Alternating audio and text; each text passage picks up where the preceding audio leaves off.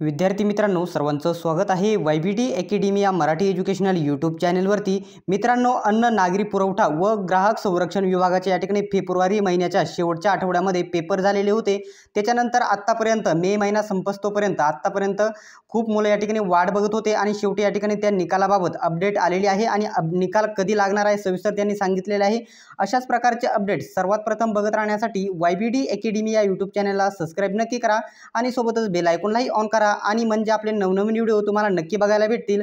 अन्न नागरी पुरवठा व ग्राहक संरक्षण विभागाबद्दल कोणती अपडेट आल्यावरती तुम्हाला कळवले जाईल, त्यासाठी चॅनलला नक्कीच सबस्क्राइब करा। तर मित्रांनो, काय अपडेट आलेली आहे तुम्ही स्क्रीनवरती बघू शकता। काय दिलेले आहे, अन्न नागरी पुरवठा व ग्राहक संरक्षण विभाग काय दिलेले आहे तर बघू शकता। हे परिपत्रक कधीचे आहे तर तुम्ही स्क्रीनवरती बघत आहात। विषय काय दिलेला आहे, अन्न नागरी पुरवठा व ग्राहक संरक्षण विभाग गट क संवर्ग सरळ सेवा भरती 2023 ची भरती असल्यामुळे 2023 आहे।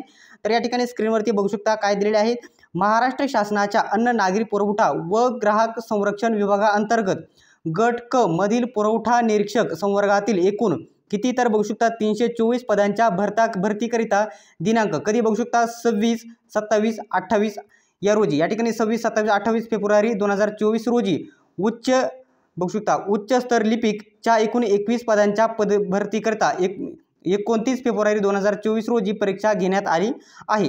त्याच्यानंतर काय अपडेट आहे खाली बघू शकता। दुसरा पॉईंट, लोकसभा सार्वत्रिक निवडणूक 2024च्या कारणास्तव संपूर्ण राज्यात दिनांक 4 जून 2024 पर्यंत आचारसंहिता अंमलात आहे। आचारसंहितेचं त्यांनी कारण दिलेले आहे, परंतु झेडपीच्या या ठिकाणी वेळापत्रक देखील जाहीर झालेले आहे। फक्त तुम्हाला कारण दिलेले आहे।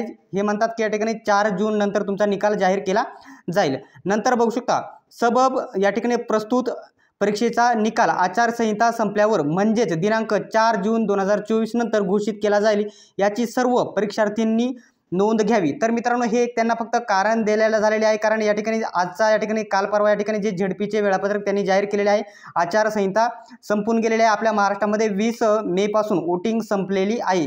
या ठिकाणी त्यांनी आज 24 मे रोजी या ठिकाणी मुंबई स्थळ येथून या ठिकाणी हे परिपत्रक काढलेले आहे, परंतु त्यांनी आता या ठिकाणी स्पष्ट सांगितलेले आहे की 4 जून नंतरच या ठिकाणी आपला जो अन्न नागरी पुरवठा व ग्राहक संरक्षण विभागाचा निकाल म्हणजे रिझल्ट जाहीर केला जाणार आहे। तर मित्रांनो, अशाच प्रकारचे अपडेट बघत राहण्यासाठी चॅनलला नक्कीच सबस्क्राइब करून घ्या।